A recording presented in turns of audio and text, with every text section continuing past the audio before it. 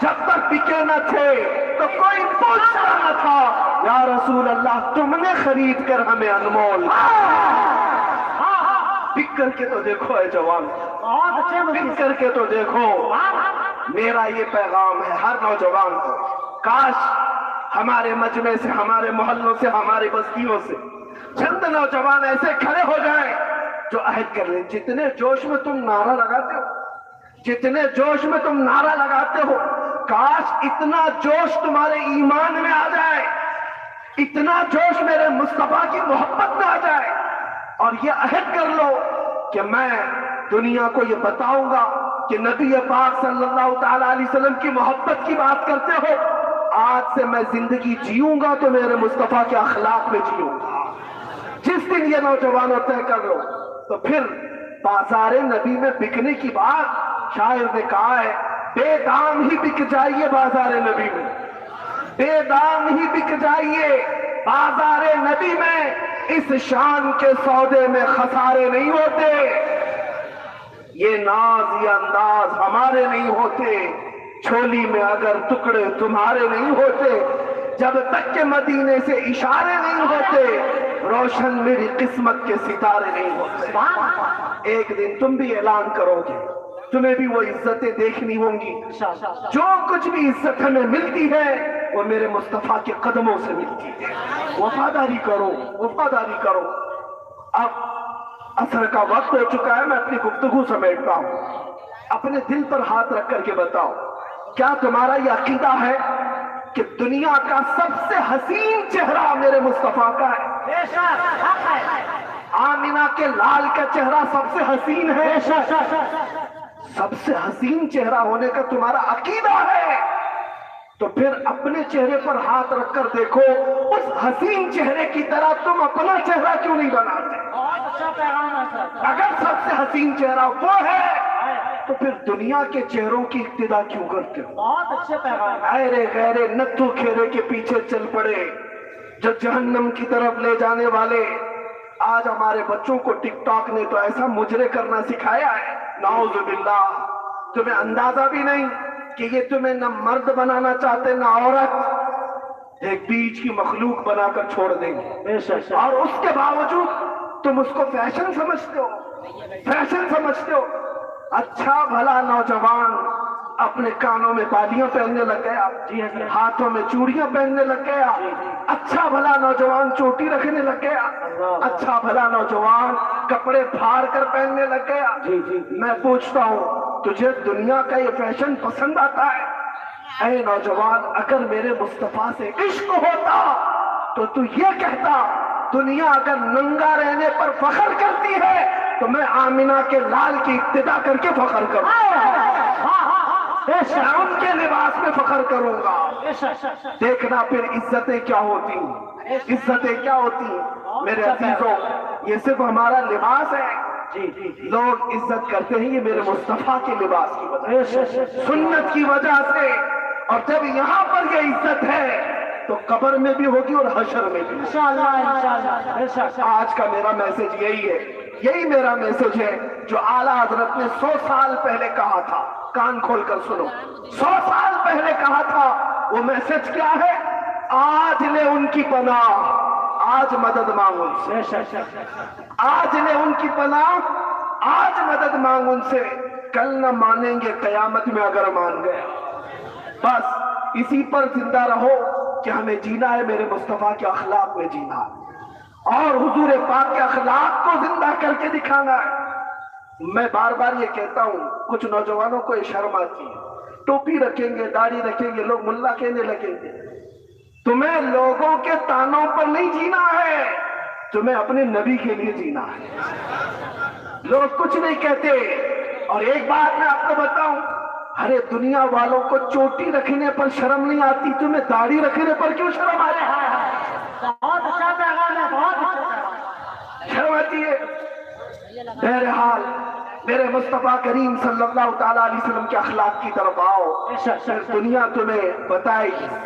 میں نے دیکھا ہے ایک صحابی رسول حضرت نعمان، یہ بہت بڑے بادشاہ کے دربار میں گئے، جب اس بادشاہ کو پتا چلا محمد عربی صلی اللہ علیہ وسلم کا ایک صحابی آ رہا ہے، اس نے ریشم کا کارپیٹ بچھایا اور کرسی سونے کی کلئی کی ہوئی کرسی بچھایا. حضرت نعمان آئے. دنیا کے اس چکا چون سے کبھی میرے آقا کے غلام اس طرح دل نہیں دے بیٹھتے. آئے اور اس دربار میں اپنی چھڑی سے اس ریشم کے قالین کو پھاڑ دیا اور کہا میں اس پر نہیں چلنا چاہتا. جی جی. پھر جب کرسی کے پاس آئے اس کو ٹھوکر دے کر گرا دیا، کہا لکڑی کی کرسی پر بیٹھتا ہوں. بادشاہ نے کہا اب تک یہ اعزاز میں نے کسی کو نہیں دیا. تم محمد عربی کے غلام و صحابی ہو، ان کے ترجمان، ان کے سفیر ہو. میں نے ریشم کا مہنگا قالین بچھایا اور سونے کی کلئی کی ہوئی کرسی بچھایا. اس صحابی نے ایک ہی جواب دیا، تیرا عزت کرنا اپنی جگہ پر. میں اگرچہ میرے مصطفیٰ سے دور ہوں، لیکن ریشم میرے مصطفیٰ نے مردوں کے لیے حرام قرار دیا اور سونا مردوں کے لیے حرام قرار دیا. جس کو میرے نبی نے حرام کیا ہے ان کا غلام کبھی اس کو اپنا نہیں سکتا، چاہے سامنے بادشاہت ہی کیوں نہ آ جائے. اسی لیے حضور تاج الشریعہ نے فرمایا تھا بلحوث سن، سیم و زر کی بندگی اچھی نہیں. بلحوث کس کو کہتے ہیں؟ نفس کا پجاری، خواہشات کے پیچھے بھاگنے والا، اس کو بلحوث کہتے ہیں. اور سیم و زر سونا چاندی کو، جو سونا چاندی کے پیچھے بھاگ رہے ان کو حضور تاج الشریعہ نے فرمایا تھا بلحوث سن، سیم و زر کی بندگی اچھی نہیں، ان کے در کی بھیک اچھی، سروری اچھی نہیں. ان کے در کی بھیک اچھی، سروری اچھی نہیں. ہم نے نبی پاک کے غلاموں کو دیکھا ہے، جب انہوں نے دنیا کو ٹھکرایا ہے ساری دنیا مولا ان کے قدموں میں لا کر رکھا ہے. آج میں یہی کہہ کر جاؤں گا، اے نوجوانوں، زندگی بہت کم ہے. حالات جس طرح کے یہاں پر ہے اس کا ایک ہی حل ہے. جو حالات بگڑتے جا رہے ہیں، سخت سے سخت ہوتے جا رہے ہیں، اس کا ایک ہی حل ہے. تم آج اس ٹینشن میں ہو کہ ہماری مسجدوں کا کیا ہوگا، ہمارے مدرسوں کا کیا ہوگا، ہماری اذانوں کا کیا ہوگا، ہماری ٹوپیوں داڑھیوں کا کیا ہوگا. تم اسی ٹینشن میں ہو.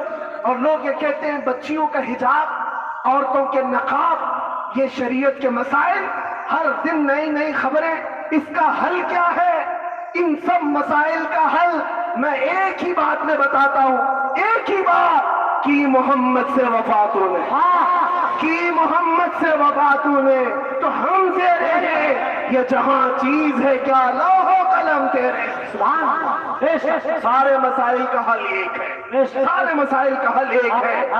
اس لیے کہ دنیا جان رہی ہے کہ یہ پھیکے ہیں، اندر سے کھوکھلے ہیں، اندر سے خالی ہیں.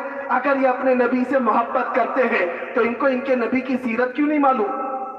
ایک پنڈت نے، اور وہ پروفیسر بھی ہے، انہوں نے میرے سامنے بیٹھ کر کے کہا مولانا آپ کی باتیں بڑی ٹھیک ہے، عشق اور محبت کی آپ جو بات کر رہے ہیں، آپ کی قوم سے پوچھیں کتنے لوگ ہیں جو آپ کے نبی کی سیرت پڑھے ہوئے ہیں؟